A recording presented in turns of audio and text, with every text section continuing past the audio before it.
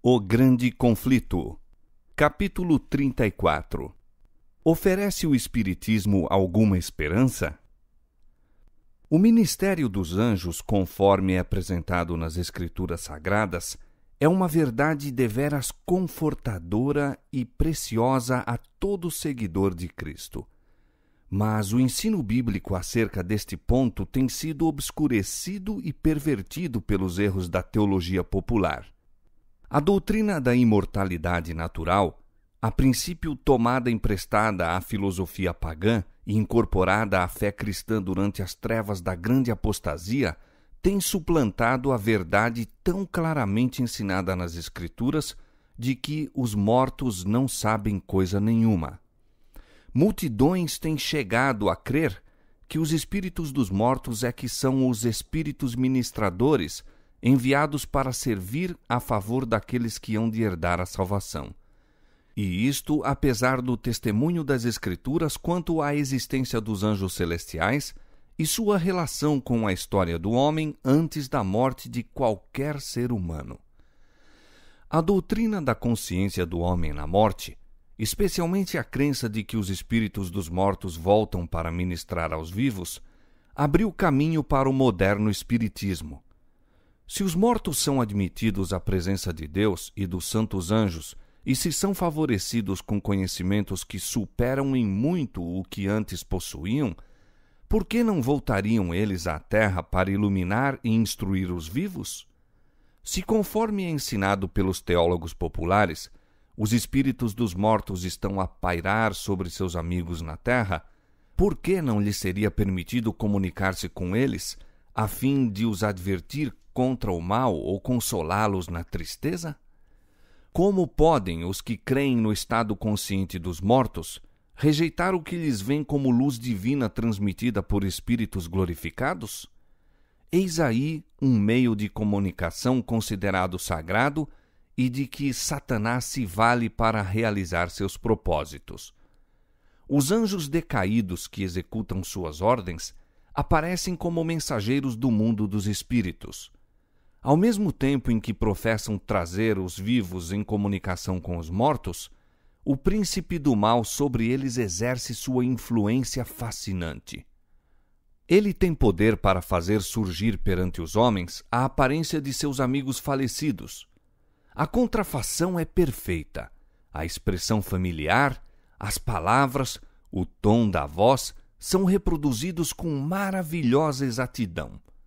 Muitos são consolados com a afirmativa de que seus queridos estão gozando a ventura celestial e, sem suspeita de perigo, dão ouvidos a espíritos enganadores e doutrinas de demônios. Induzindo-os Satanás a crer que os mortos efetivamente voltam para comunicar-se com eles, faz o maligno com que apareçam os que baixaram ao túmulo sem estarem preparados. Pretendem estar felizes no céu e mesmo ocupar ali elevadas posições, e assim é largamente ensinado o erro de que nenhuma diferença se faz entre justos e ímpios.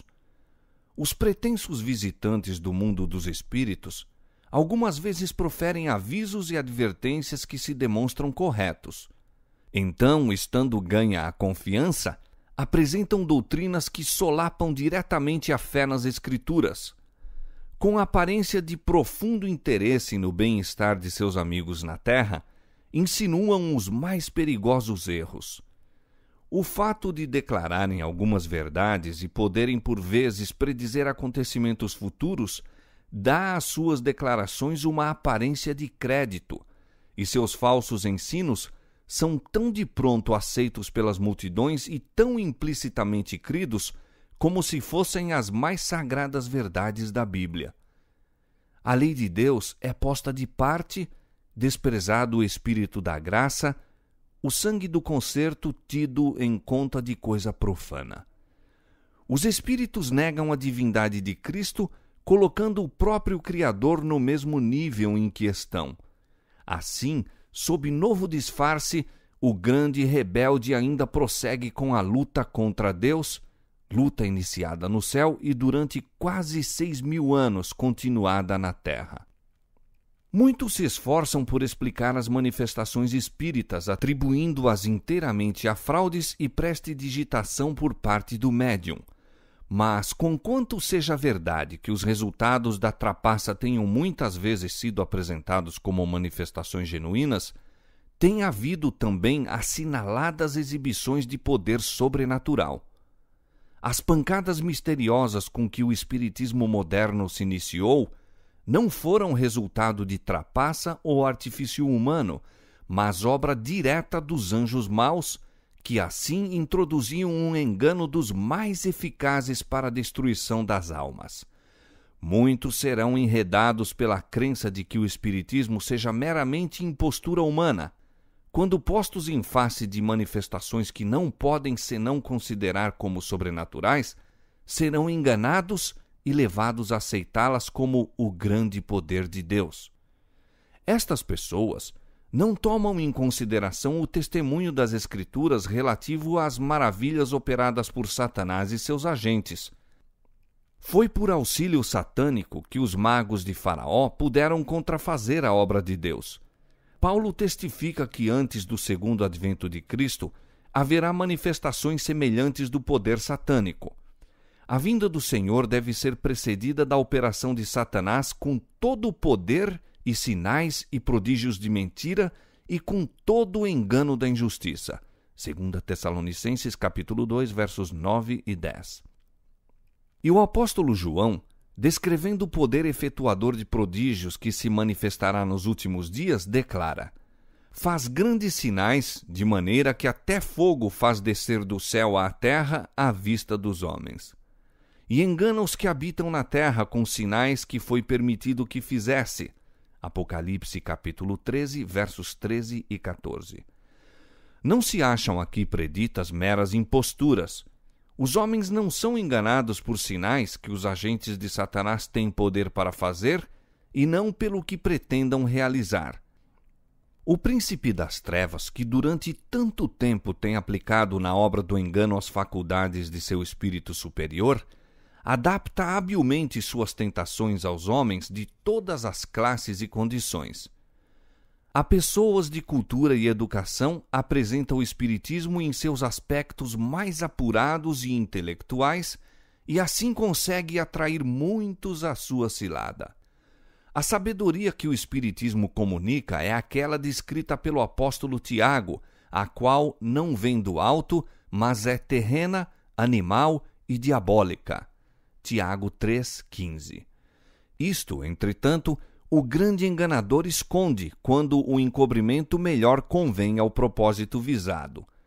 Aquele que, perante Cristo, no deserto da tentação, pôde aparecer vestido com o resplandor dos serafins celestiais, vem aos homens da maneira mais atrativa como anjo de luz.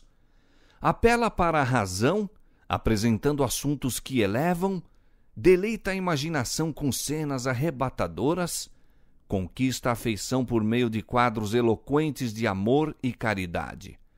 Excita a imaginação a voos altaneiros, levando os homens a terem grande orgulho de sua própria sabedoria, a ponto de em seu coração desdenharem o eterno.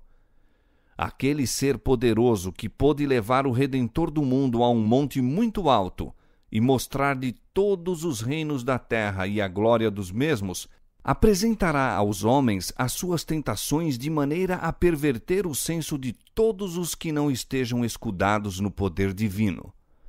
Como a Eva no Éden, Satanás hoje seduz os homens pela lisonja, despertando-lhes o desejo de obter conhecimento proibido, tornando-os ambiciosos de exaltação própria.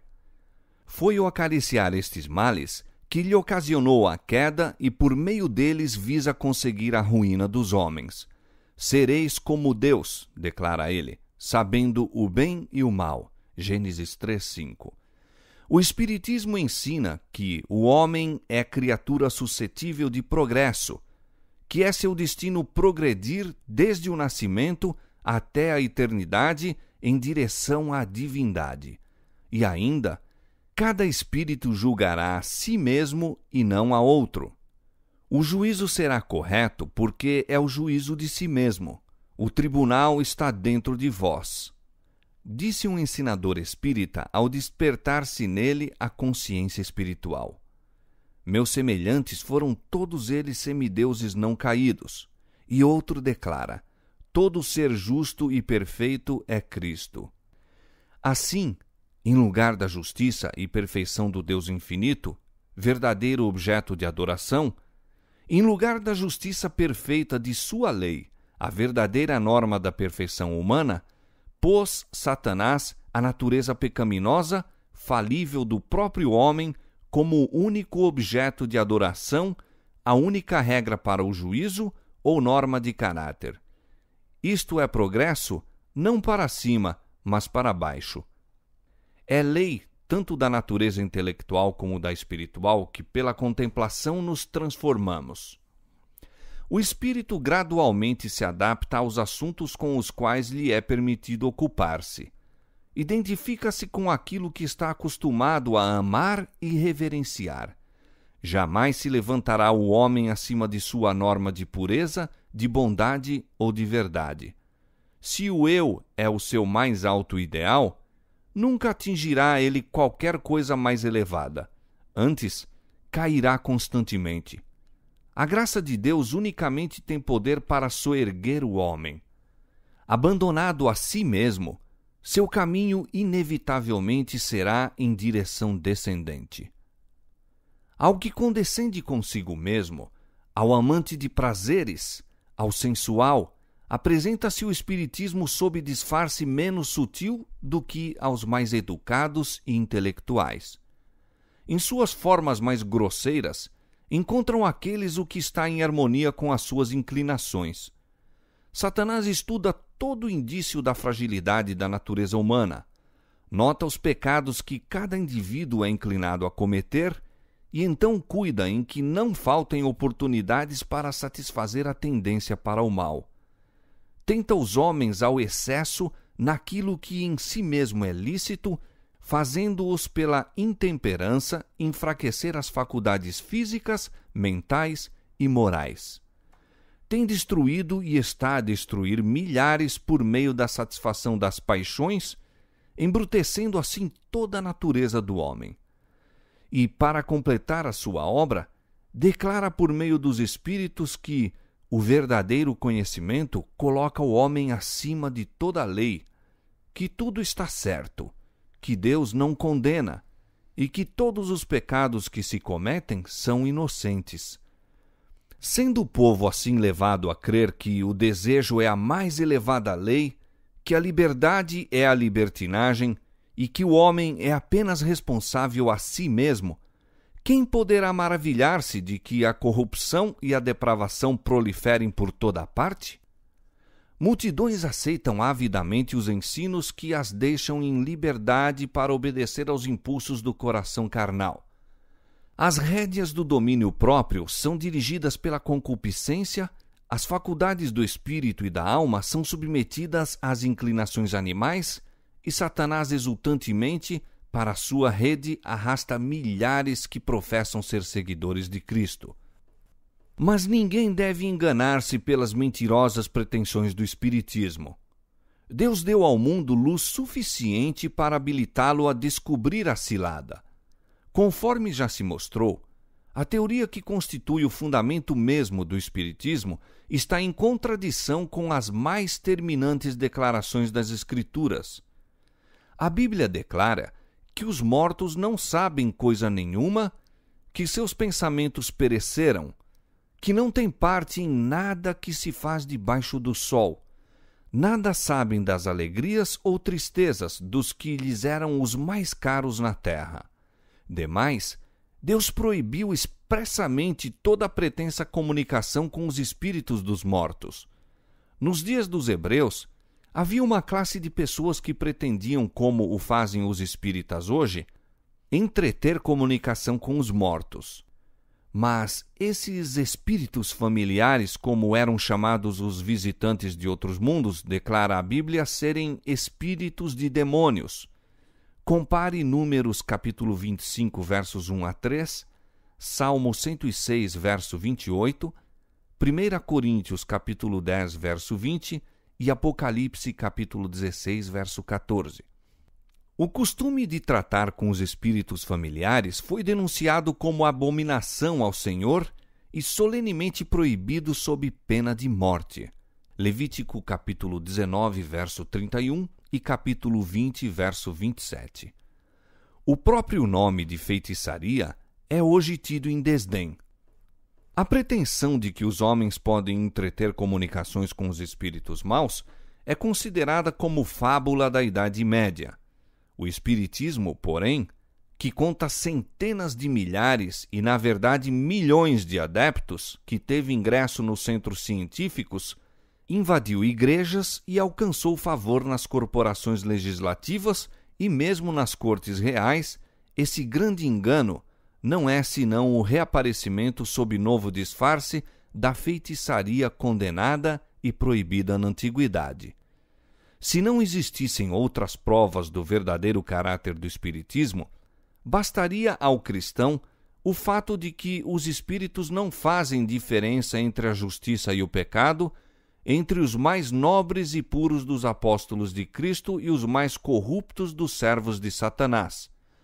Representando os mais vis dos homens como se estivessem no céu, altamente exaltados, diz Satanás ao mundo: não importa quão ímpios sejais, não importa que creiais ou não em Deus e na Bíblia, vivei como vos agradar, o céu será o vosso destino. Os ensinadores espíritas virtualmente declaram: qualquer que faz o mal passa por bom aos olhos do Senhor, e desses é que ele se agrada. Ou onde está o Deus do juízo? Malaquias capítulo 2, 17. Diz a palavra de Deus: ai dos que ao mal chamam bem e ao bem mal, que fazem da escuridade luz e da luz escuridade. Isaías capítulo 5, verso 20. Os apóstolos, conforme os personificam esses espíritos de mentira, são apresentados contradizendo o que escreveram sob a inspiração do Espírito Santo quando estavam na terra. Negam a origem divina da Escritura Sagrada, estando assim a demolir o fundamento da esperança cristã e a extinguir a luz que revela o caminho do céu. Satanás está fazendo o mundo crer que a Escritura Sagrada é mera ficção, ou ao menos um livro apropriado às eras primitivas, devendo hoje ser considerado com menosprezo ou rejeitado como obsoleto. E para substituir a palavra de Deus, exibe as manifestações espíritas. É este um meio inteiramente sob seu domínio. Mediante ele é-lhe possível fazer o mundo acreditar o que lhe aprouver. O livro que deve julgar a ele e a seus seguidores lança-o à obscuridade, precisamente o que lhe convém. O Salvador do mundo, ele o representa como sendo nada mais que homem comum. E assim como a guarda romana, que vigiou o túmulo de Jesus, espalhou a notícia mentirosa que os sacerdotes e anciãos lhes puseram na boca para negar sua ressurreição, os que creem em manifestações espíritas procuram fazer parecer que nada há de miraculoso nas circunstâncias da vida de nosso Salvador.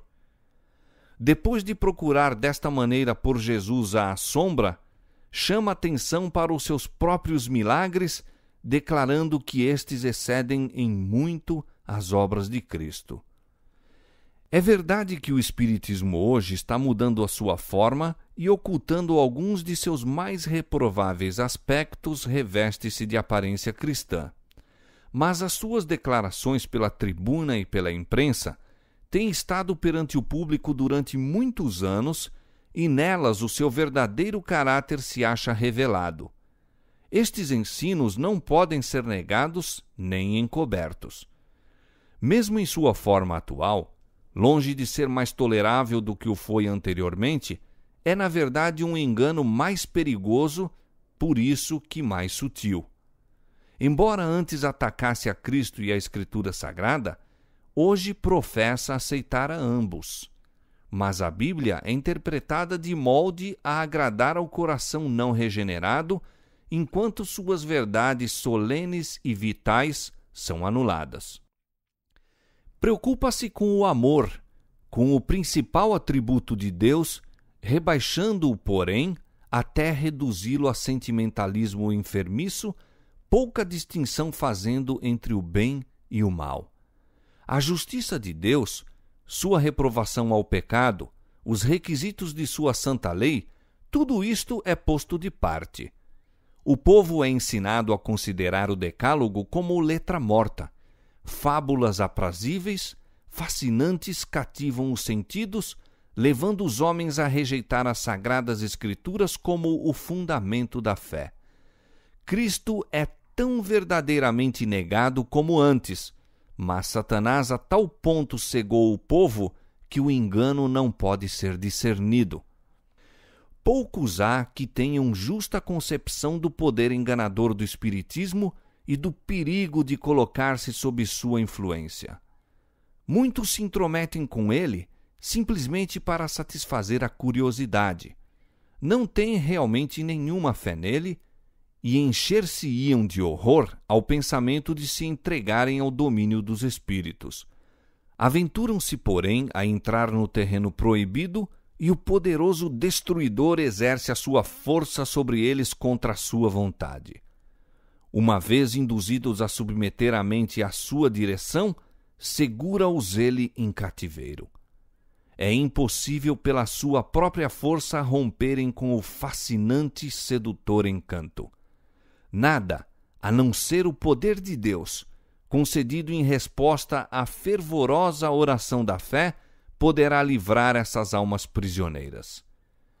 Todos os que condescendem com traços pecaminosos de caráter, ou voluntariamente acariciam um pecado reconhecido, estão a atrair as tentações de Satanás. Separam-se de Deus e do vigilante cuidado de seus anjos. Apresentando o maligno seus enganos, estão indefesos, tornando-se presa fácil. Os que assim se colocam em seu poder não compreendem onde terminará seu caminho. Tendo-os subjugado por completo, o tentador os emprega como agentes para levar outros à ruína. Diz o profeta Isaías: quando vos disserem, consultai os que têm espíritos familiares e os adivinhos que chilreiam e murmuram entre dentes, não recorrerá um povo ao seu Deus? A favor dos vivos interrogar-se-ão os mortos? À lei e ao testemunho. Se eles não falarem segundo esta palavra, nunca verão a alva. Isaías 8, 19 e 20. Se os homens tivessem estado dispostos a receber a verdade tão claramente apresentada nas Escrituras, concernente à natureza do homem e ao estado dos mortos, veriam nas pretensões e manifestações do Espiritismo a operação de Satanás com poder, sinais e prodígios de mentira. Mas ao invés de renunciar à liberdade tão agradável ao coração carnal, assim como aos pecados que amam, as multidões fecham os olhos à luz e prosseguem em seus caminhos sem tomar em consideração as advertências, ao mesmo tempo em que Satanás lhes tece em torno as suas armadilhas, fazendo-os presa sua. Porque não receberam o amor da verdade para se salvarem, Deus lhes enviará a operação do erro, para que creiam a mentira. 2 Tessalonicenses capítulo 2, versos 10 e 11. Os que se opõem aos ensinos do Espiritismo enfrentam não somente aos homens, mas também a Satanás e a seus anjos. Entraram em luta contra os principados, potestades e espíritos maus dos ares. Satanás não cederá uma polegada de terreno sequer, a menos que seja rechaçado pelo poder dos mensageiros celestiais. O povo de Deus deve ser capaz de o enfrentar, como fez nosso Salvador com as palavras: está escrito.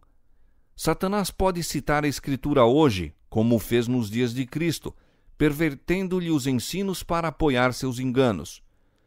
Os que quiserem estar em pé neste tempo de perigo devem compreender por si mesmos o testemunho das Escrituras. Muitos serão defrontados por espíritos de demônios personificando parentes ou amigos queridos e declarando as mais perigosas heresias. Estes visitantes apelarão para os nossos mais ternos sentimentos de simpatia, efetuando prodígios para apoiarem suas pretensões.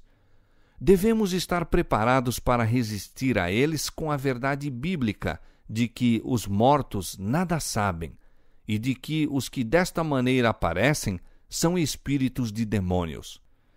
Está iminente diante de nós a hora da tentação que há de vir sobre todo o mundo para tentar os que habitam na terra. Apocalipse 3:10.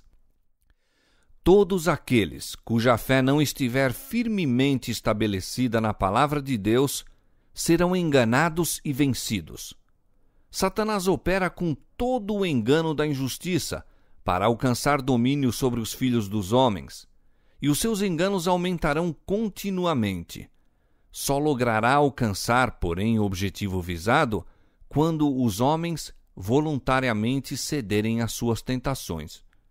Os que sinceramente buscam o conhecimento da verdade e se esforçam em purificar a alma pela obediência, fazendo assim o que podem a fim de preparar-se para o conflito, encontrarão refúgio seguro no Deus da verdade.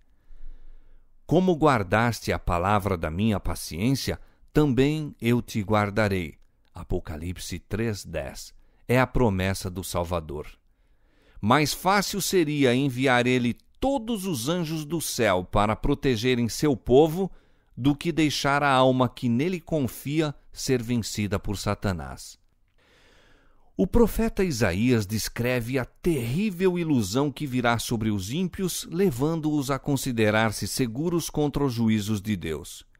Fizemos concerto com a morte e com o inferno fizemos aliança. Quando passar o dilúvio do açoite, não chegará a nós, porque pusemos a mentira por nosso refúgio e debaixo da falsidade nos escondemos. Isaías 28:15. Na classe aqui descrita estão incluídos os que, em obstinada impenitência, se consolam com a segurança de que deverá haver castigo para o pecador, de que toda a humanidade, não importa quão corruptas sejam as pessoas, será elevada até aos céus para se tornar como anjos de Deus. Entretanto, de modo ainda mais declarado, estão a fazer concerto com a morte e aliança com o inferno, os que renunciam às verdades que o céu proveu como defesa aos justos no tempo de angústia e aceitam o falso abrigo oferecido por Satanás em lugar daquelas, a saber, as sedutoras pretensões do espiritismo. É sobremaneira admirável a cegueira do povo desta geração. Milhares rejeitam a palavra de Deus como indigna de crédito e com absoluta confiança esposam os enganos de Satanás.